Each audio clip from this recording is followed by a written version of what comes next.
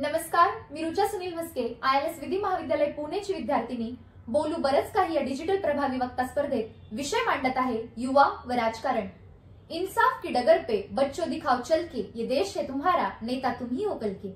इसवी सन 1961 मधील गंगा यमुना या चित्रपटातील हे गाणे आहे. देशाच्या एकूणच जडणघडणीतील आणि विकासातील तरुणांचे योगदान किती महत्त्वाचे आहे हे या पंक्तीतून अधोरेखित केले आहे. एखाद्या कठीण परिस्थितीत देशात क्रांतिकारी बदल घडवून आणण्याचे सामर्थ्य हे फक्त एका युवा नेतृत्वातच असते.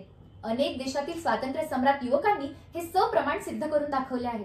सोशल मीडियाचा वापर करून आजची युवा पिढी आंदोलन व क्रांतिकारी मोर्चा यात सहभागी होऊन ते आंदोलन पुढे नेण्याचा प्रयत्न करत आहे.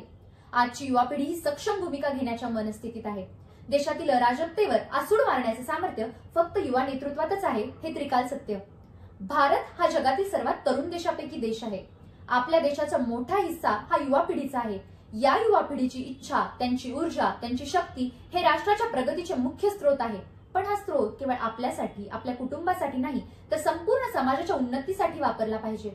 शिवाजी महाराज हे केवळ एक योद्धा नव्हते, तर ते एक कुशल नेता होते. त्यांचं राजकारण म्हणजे जनता आणि राज्याच्या भल्यासाठीचं कर्तव्य होतं. आज आपल्याला त्यांच्यासारख्या विचारांची, त्यांच्या कृतीची आणि त्यांच्या नेतृत्वाची आवश्यकता आहे.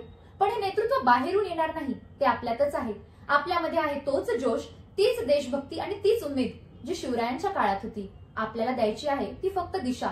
भगतसिंग, सुखदेव, राजगुरू यांच्या राष्ट्र बलिदानाचे विचार जर आजचे युवक अंगीकारल तर आजचे गढूळ राजकारण शुद्ध करण्यासाठी गंगाजलची अजिबात आवश्यकता पडणार नाही, तर त्यासाठी फक्त भगीरथ प्रयत्न व अथक परिश्रम यांची गरज आहे. स्वामी विवेकानंदांनी म्हटल्याप्रमाणे 21व्या शतकात भारतात सर्व प्रकारच्या शक्ती असतील. अर्थ, अन्व, शस्त्राशस्त्र, युवा, परंतु नसेल ती युवकांमधील सहनशक्ती. आजची युवा मन अजिबात सहनशील नाही, परंतु माझ्या सर्व युवा बांधवांना मला मंत्र या निमित्ताने द्यावासा वाटतो. तो म्हणजे patience and silence gives excellence. आणि याच नुसार नवभारत घडविण्याचे स्वप्न साकार होऊ शकतं. चला चला युवा मनाहो, स्वप्न उद्याचे जागवू चला हो. हिमालयाच्या शिखरी जाऊया, सह्याद्रीचा कडा चढूया. चला चला युवा मनाहो, स्वप्न उद्याचे जागवू चला हो. भ्रष्टाचाराचा राक्षस पातला, गद्दारांचा राब वाढला, घराणेशाहीनं गुंड माजला, राजकारणी कसा बदलला.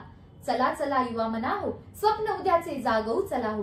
घे युवका शस्त्र हाती, सोशल मीडिया बनू व्याप्ती, याच शस्त्राची करप्राप्ती, देण्या भारता नवी शक्ती.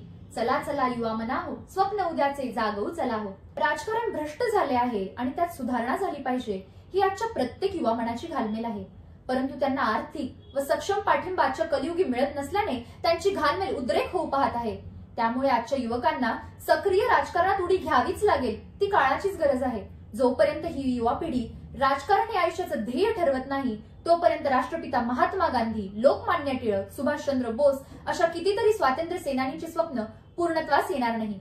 आजच्या तरुणांमध्ये देशाचे वर्तमान सुधारण्याची व साकार करण्याची निश्चितच ताकद व क्षमता आहे. धर्म, जात, पंथ या रावणाचे दहन, घराणेशाही राजकारणाचे दफन व धनाढ्य भ्रष्टाचारी कौरवांचे निर्दालन करण्यासाठी रामकृष्ण येणार नाहीत, तर त्यांच्या विचारांचे सुदर्शन चक्र आजच्या युवा पिढीलाच पेलावे लागणार आहे.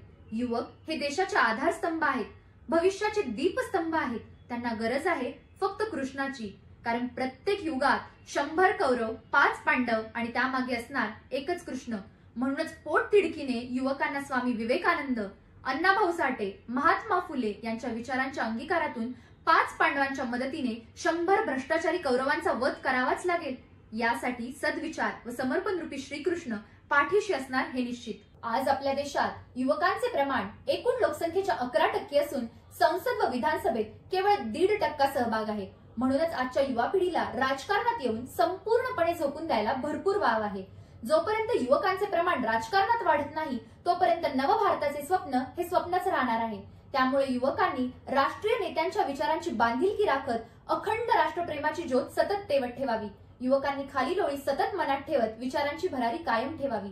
नवचैतन्याची होऊ दे पहाट, विसर भूतकाळाचा भ्रष्टपद, दिसेल तुलाही कर्तव्य पद, निवारी तू आता भविष्याचे संकट. जागा हो, कर तू मतदान, सुविचारी संस्काराची ठेव जाण, भगीरथ प्रयत्ने शुद्ध करी देश महान, तुझ्या करे बांध नवयुगाचे तोरण. सरकार कुठल्या पक्षाचे आहे हे महत्वाचे नाही, तर त्यांचे विचार काय, देशाला पुढे नेण्याची क्षमता काय हे प्रत्येक युवकाने तपासून घ्यायला हवं. काठावर बसून गटार स्वच्छ होणार नाही. त्यासाठी संत गाडगे बाबा, विनोबा भावे यांच्या विचाराच्या अंगीकारातून गटारीत उतरून भ्रष्टाचारी घराणेशाही गद्दारांचे सीमालंघन करावे लागेल. राजकारण्यांच्या, त्यांच्या निगरगट्ट वंशजांच्या मागे लाळ घोळत चालण्यापेक्षा, हातात कटोरी घेऊन भीक मागण्यापेक्षा, त्यांच्या कार्यक्रमात केवळ सतरंजा उचलण्यापेक्षा, त्यांनी टाकलेल्या 4 पैशातून दारू घेण्यापेक्षा आपला स्वाभिमान जागवावा. नवचैतन्याची ज्योत घराघरात तनामनात पेटती करावी व नवीन विकसित भ्रष्टाचार मुक्त भारताचे वास्तव्य प्रत्येक मनामनाला पटवून द्यावे. मतदान हा आपला एक हक्क आहे. निवडणुकीत उभा राहण्याचा अधिकार धर्म, जात, पंथ, स्त्री पुरुष या प्रत्येकालाच घटनेने दिलेला आहे. 4 लोकांच्या 100 टिकल्यांच्या आमिषाला बळी पडून आपले मत का विकता? आपला स्वाभिमान या गद्दारांच्या पायावर का टाकता? आपल्या मुलाबाळांचे, गावाचे, राज्याचे, देशाचे भवितव्य धनिकांच्या दावणीला का बांधता? असे यक्ष प्रश्न प्रत्येक युवकाने सतसत विवेक बुद्धीने आपल्या मनाला विचारावेत. प्रत्येक युवा मनाला आज नवीन भारत घडविण्याचे स्वप्न दिसायला हवं. अण्णा हजारे यांच्या आंदोलनात कितीतरी युवकांनी सहभाग नोंदवला होता.